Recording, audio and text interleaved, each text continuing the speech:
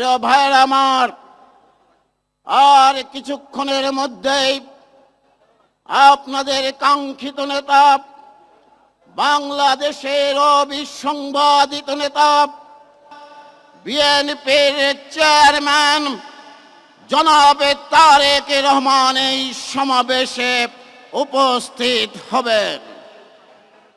সংগ্রামী ভাই এবং বোনেরা আমার, আমরা 1971 সালে শহীদ জিয়ার নেতৃত্বে বিজয় অর্জন করেছি।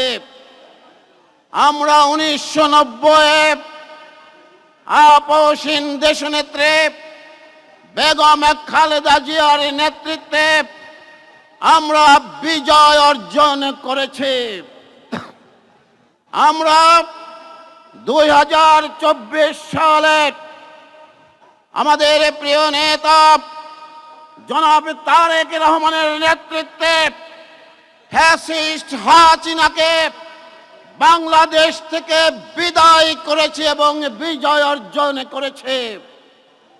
আর একটি বিজয় আমাদের অর্জন করতে হবে, আর একটি লড়াই আমাদের জয়লাভ করতে হবে, আর একটি যুদ্ধে জয়লাভ করতে হবে। আর সেটি হচ্ছে আগামী 12ই ফেব্রুয়ারি জাতীয় নির্বাচনে ধানের শীষকে সারা বাংলাদেশে বিজয়ী করতে হবে।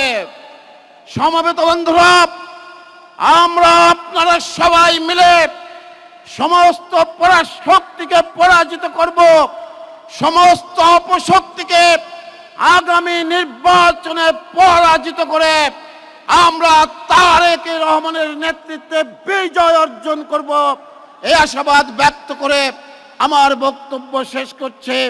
বাংলাদেশ জিন্দাবাদ, শহীদ জিয়া অমর হোক, বেগম খালেদা জিয়া অমর হোক, তারেক রহমান জিন্দাবাদ।